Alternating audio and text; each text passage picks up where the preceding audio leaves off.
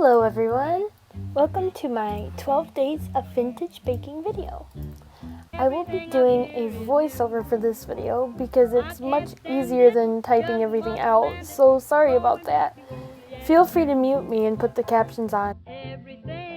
I know it's a lengthy video, so I separated each day into its own chapter so you can conveniently skip to the one you want. Okay, let's go bake.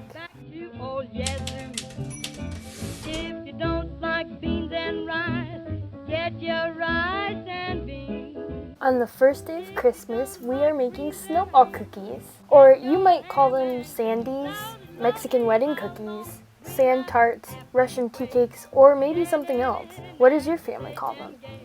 These are my all-time personal favorite cookie, and they're thankfully really easy to make. I found a recipe online from the 1950s, from when they were most popular. For this recipe, you're going to need flour, nuts, I chose pecans and walnuts, powdered sugar, vanilla, salt, and butter. First, you'll want to cream together your sugar, vanilla, and softened butter. Then you add your flour and chopped nuts, and roll into balls and place on a cookie sheet with parchment paper.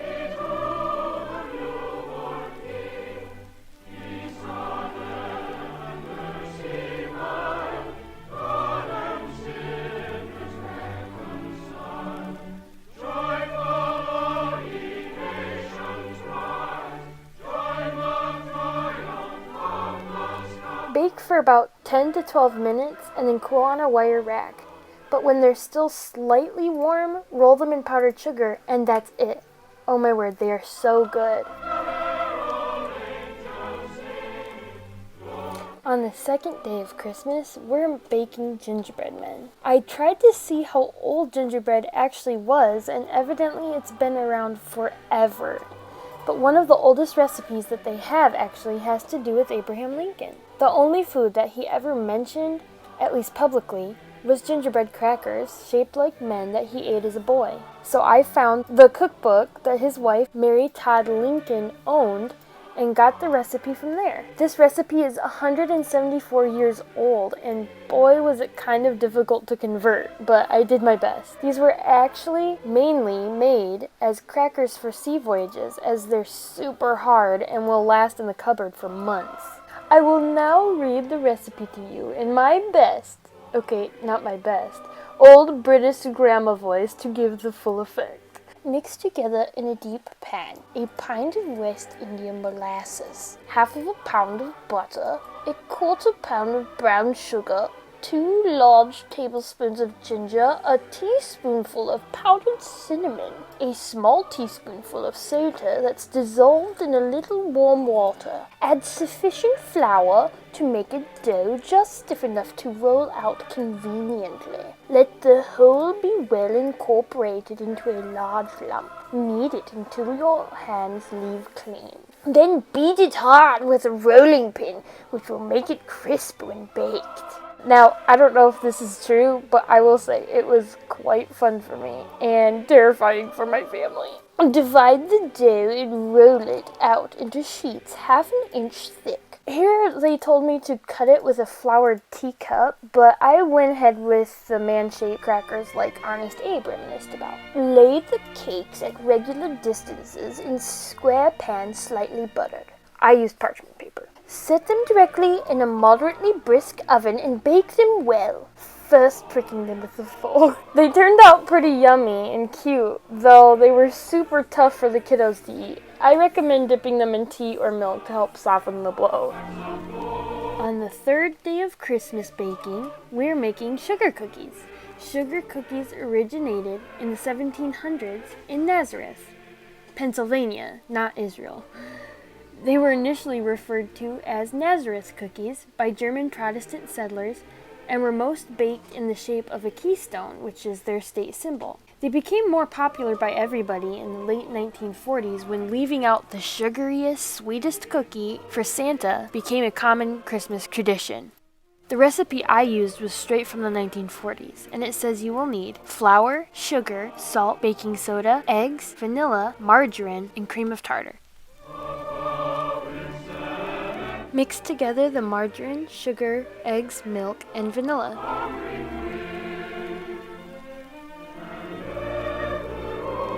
You get to observe me struggling as I try to mentally half this recipe. It called for 8.5 cups of flour, and I was not about to make that many cookies. Add your flour, cream of tartar, and salt. I lightly kneaded the dough so it would be a nice ball, but don't over knead it. I placed it in the fridge for about half an hour. Then I rolled it out onto a floured surface and cut out my favorite shapes. After baking for 10 to 12 minutes, you can decorate it with your favorite royal icing and sprinkles. The recipe was delicious, although strange because I halved the recipe and then only made half of that, which would be a quarter of the recipe, and I ended up with 32 cookies. So doing the math, this recipe makes 128 cookies at least. Day 4 of baking is brownies. I can honestly say that I truly do not like chocolate. But the strangest thing is that brownies are my favorite dessert. I have it every year for my birthday, and we actually had a 3-tier brownie cake instead of a regular cake at our wedding. It was amazing. Brownies were first popularized by a wealthy American aristocrat named Bertha Palmer at the Columbian Exposition World's Fair in 1893. She is a fascinating woman, and you should totally look her up. The first home recipe published for a chocolate brownie was by Marie Kelly from Whitewater, Wisconsin, which was published in the Home Cookery of 1904. Brownies became very popular Christmas treats in the average home in the 1920s. I'm using my sister's delicious recipe because it truly is the best. You'll need sugar, eggs, oil, vanilla, flour, salt, cocoa powder, and baking soda. You literally just mix everything together and pour into a greased baking dish and bake.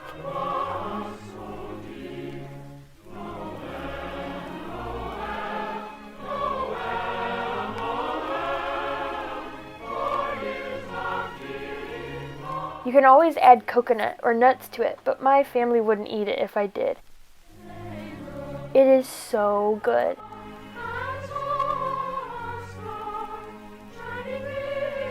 Day 5, peanut butter cookies. The peanut butter cookie was actually invented in the 1910s by none other than George Washington Carver. It is in his peanut cookbook of sorts, which he wrote in an effort to promote the peanut crop. It was 105 different ways to utilize the peanut. He ended up discovering more than 305 different uses for the peanut in his lifetime. He was quite extraordinary. I used a recipe from a friend of mine growing up because it is literally the easiest cookie to make. As long as you know how to count to 2. You mix together 2 eggs, 2 cups of peanut butter, and 2 cups of sugar.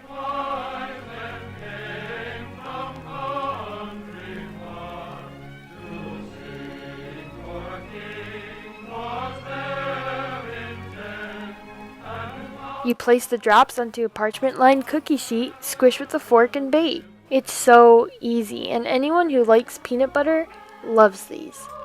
You can even add a chocolate kiss in the middle if you want to.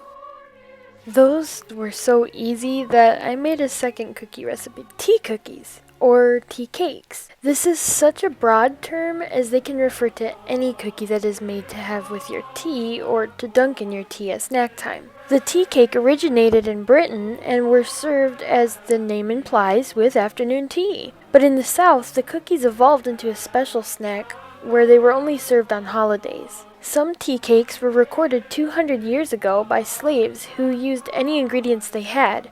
Molasses instead of sugar, lard instead of butter. It was basically a sugar cookie recipe with spices, and if you had it, vanilla. I grabbed myself a 1920s recipe because tea time was still a daily thing then, and these cakes were very popular. You will need oil, baking soda, sugar, flour, powdered sugar, baking powder, cream of tartar, eggs, and butter. Mix together your sugars, oil, vanilla, eggs, and butter.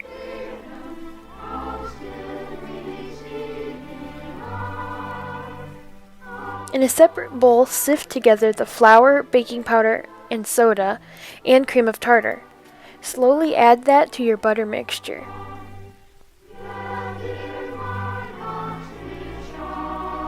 Then roll into balls and squish with a fork, a lot like we did with the peanut butter cookies. Place on a greased cookie sheet and bake at 350 for 10 to 12 minutes or until the edges are just golden brown.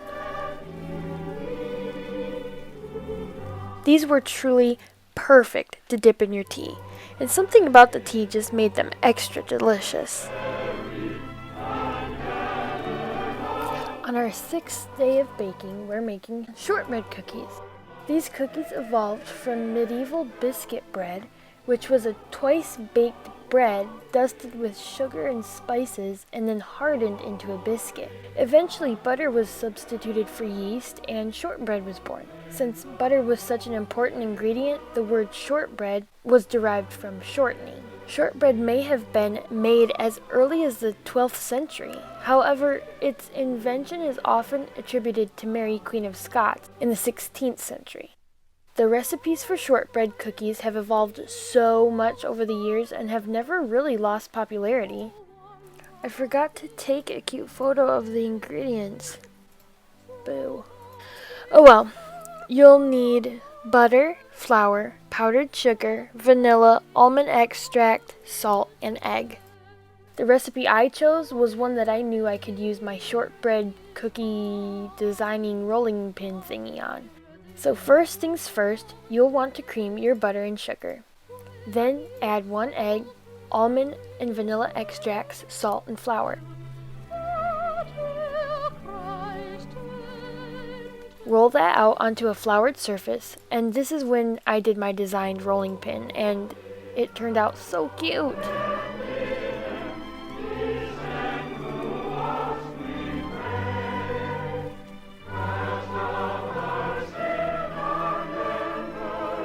Then I cut into biscuits and baked.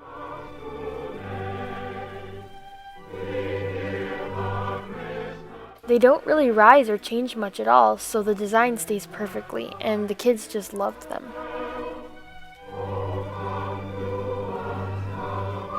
On the 7th day of Christmas, let's do something easy, like Icebox Cookies. These became a common household recipe as early as 1929. Iceboxes were invented in the 1850s and basically were giant fancy coolers. You would purchase a large slab of ice from an ice harvester and place it in one large section of the cabinet, and that would provide cool air to the rest of the shelving. The electric refrigerator was actually invented in the early 1900s, but it wasn't until the early 1940s that almost every household switched to electric refrigerators. Housewives no longer had to whip up cookies on the spot. They could make the dough ahead of time, refrigerate, and then slice and serve later. These cookies were not fancy, but they truly were convenient, especially for unexpected guests that have come to call at tea time. I made a simple walnut recipe from the 1930s, and for this you'll need flour, salt, brown sugar, vanilla, eggs, sugar, butter, walnuts, and baking soda.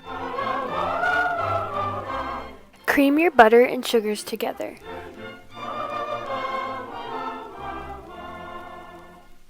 Add your eggs, vanilla, salt, and flour slowly.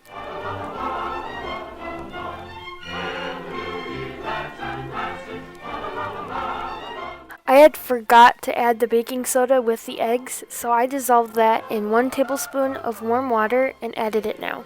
Then I kneaded in the chopped walnuts so that they were evenly distributed and didn't get crunched up by the machine. Roll those into tube-like shape thingies and wrap and refrigerate up to 24 hours before using. Whenever you need them, just pull them out, slice, and bake until lightly brown. You really can't get much simpler than this. On day 8, we will explore the drop cookie. These were probably the first cookies ever invented. They were first thought to be test cakes that bakers would use to test the oven temperature, dating back as early as the 7th century AD Persia, which is now Iran. Drop cookies have been around forever and have always been popular as they're obviously easier than roll-out or press cookies. During the 1940s, when government sugar rationing made baking a challenge, Rumford Baking Powder ran an advertisement with a recipe for cookies sweetened only with honey. They edited it slightly in the later years, and this is the recipe I will be making today.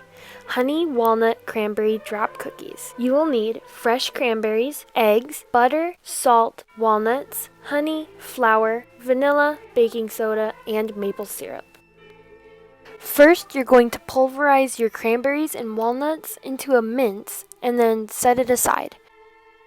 Blend your butter, honey, syrup, eggs, and vanilla together. I forgot to add the egg and vanilla, so I ended up mixing it and adding it later. It still ended up just fine. In a separate bowl, mix your flour, salt, and baking soda, and then slowly add that to your wet ingredients. Mix in your cranberry mixture and then drop the batter into plop and top with cranberry halves.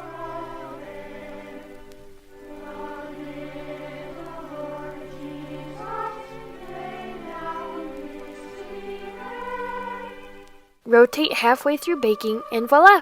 They're done! They taste so fresh with the tangy flavor from the cranberries. On the 9th day of Christmas, we're going to make honeycomb toffee. Or maybe you know it by sponge toffee, or cinder toffee, or hokey poke.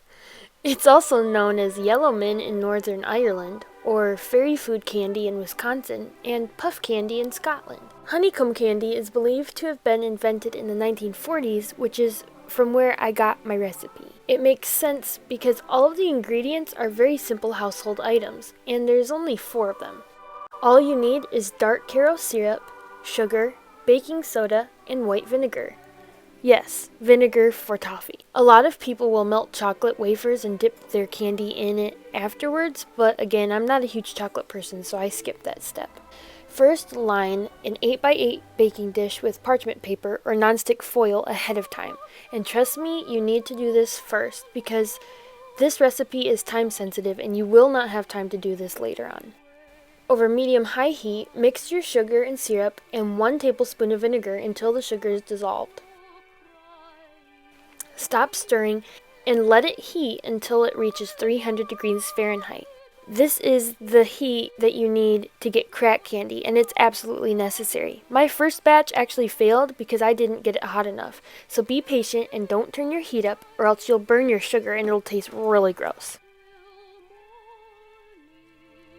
Once it reaches 300 degrees, remove it from the heat and add your baking soda quickly and mix it quickly until it's blended, and it will bubble and double in size, but it's okay. Then quickly and carefully pour it into your dish and then do not move it. Don't stir it, don't tap it, don't jump or dance near the pan.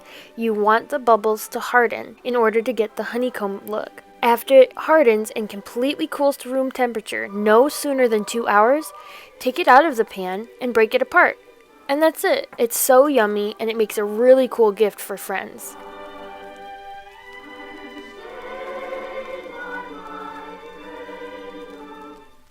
Day 10 of baking is Spritz Cookies. These cookies originated in Germany in the 16th century. The name comes from the German word Spritzen, which means squirt. According to the original recipe, these cookies are made with a cookie press or a piping bag to create a patterned shape. These cookies have been popular for many years during the holidays and are loved for their festive shapes and colors. They regained popularity and were especially loved in the 1950s and the 1970s. I used a 1950s recipe for today, and it says that you will need flour, vanilla, cream cheese, egg yolk, sugar, cinnamon, butter, salt, and colored sugar. First, you're going to want to chill your cookie sheet. Yes, that's leftover cookie dough I have stocked up in the freezer. Sift your flour, cinnamon, and salt together.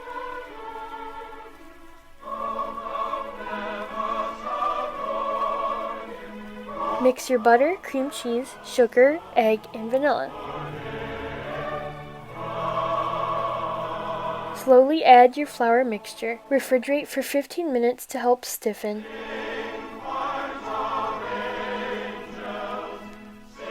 I could not get a spritz press for the life of me in time for this video, so I put it in a bag and thought I would pipe it, but that didn't end up working out either.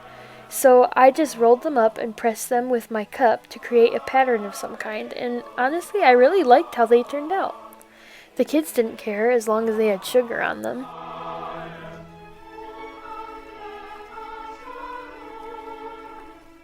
The cream cheese makes them kind of tangy but still sweet, so they're perfect to go with a cup of milk or coffee. Day 11, Cathedral Cookies. If I'm honest, I have no idea where these originated. I remember seeing them as a kid, often at potlucks, and I can find a recipe for them from the 70s, but other than that, I don't have a clue. If you know or have any ideas, please comment below, because I would love to know. But I know that they're fun, and they're festive, and I would love to make these for any holiday. I could especially see these on Easter. They're a no-bake cookie, so they're fairly easy. You will need semi-sweet chocolate chips, butter, pastel marshmallows, 1 egg, and coconut. Melt the chocolate chips and butter in a double broiler. I don't have one or even glass dishes to put over boiling water, so I just microwaved mine and hoped for the best. I slowly added just a tiny bit of the egg as I went to help make it cakier-ish. I don't know, it's just what the recipe said.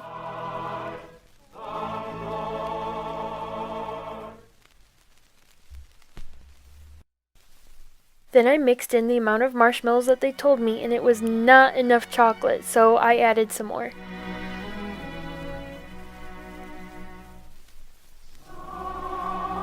Then you roll it out onto the flakes of coconut into a roll and freeze until solid.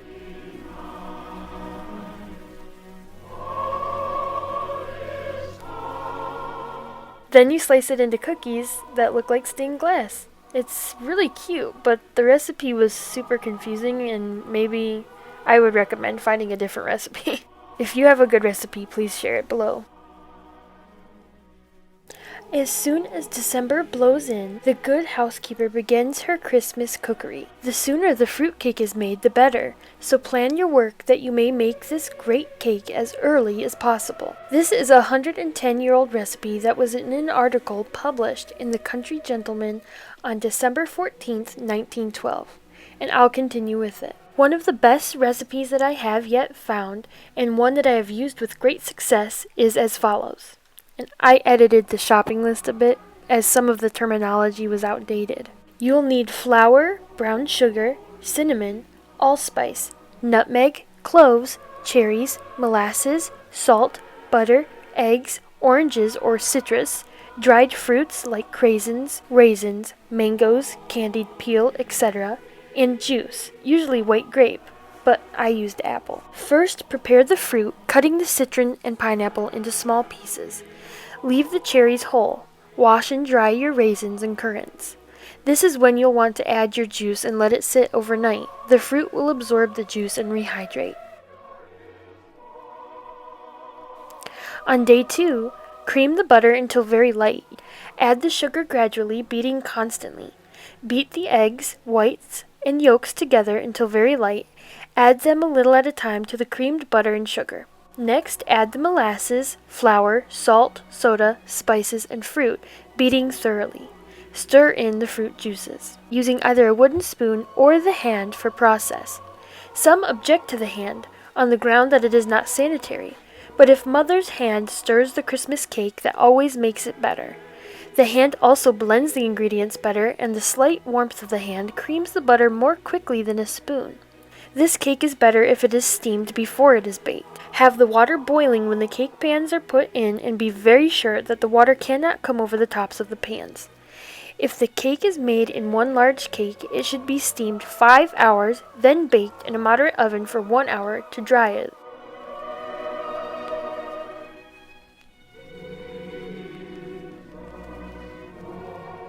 I knew it was done when I could press it and it bounced back up. I know that there's like a joke about always regifting the fruitcake, but after making this, I realized it's quite an intense recipe.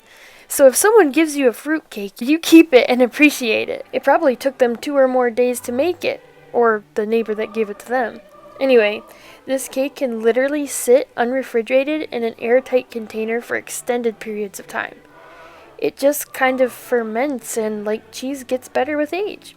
Weird, but fascinating, and it was a really fun experience.